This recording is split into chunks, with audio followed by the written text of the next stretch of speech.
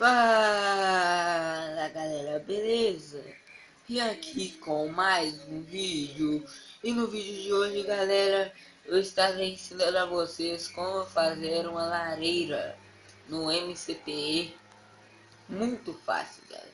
Os itens que nós vamos precisar é ejetor, um botão, dois botões. É um bloco que não seja de madeira qualquer, um balde de água, um isqueiro, e uma barra de ferro. Então deixa eu começar aqui para o vídeo não ficar muito grande. Aqui, esqueci de falar também, vai precisar de uma rocha do Nether. Aqui, ó. Aqui, galera, para iniciar, nós vamos quebrar um bloco por a rocha do Nether. Pegar o ejetor por virado assim, desse jeito. Clique em cima do ejetor, põe um isqueiro. E aqui, galera, pega os tijolos, põe dois assim, ó. Não pode ficar na frente da rocha do Nether. Bugou meu celular aqui, né, velho? Tá tranquilo. Pronto. Aqui, aí não pode ficar na frente da rocha do Nether. Vocês põem dois aqui. Sobe mais um. Que vai ser para as medidas que eu tô subindo mais aqui. Aí, galera, aqui. Aí vocês pegam um botão, põe aqui. Aí você já vai estar acendendo. Aí, galera, aqui atrás, vocês vão pular atrás desse fogo aqui, ó. Vai subir 6. 1, 2, 3, 4, 5, 6. Puxa duas pra frente. E desce até aqui. Assim.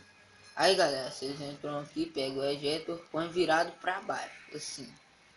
Aí vocês clicam em cima dele, põe um balde de água. Balde de água. Pronto. Aí já põe o botão aqui na frente, aqui no segundo. Deixa eu ver.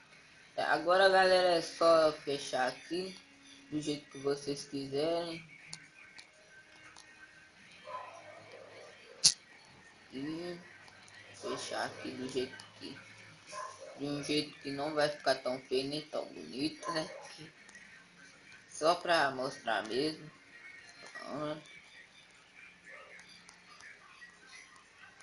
Aqui, galera, aqui.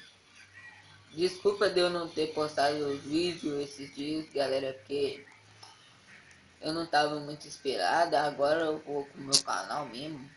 Agora eu vou começar a fazer vídeo mesmo. Aqui. E eu estava pensando em começar uma série survival. Que, galera, feito isso, vocês põem uma barra de ferro. Clicando naquele botão, a água vai descer. Aí, não vai sair para fora.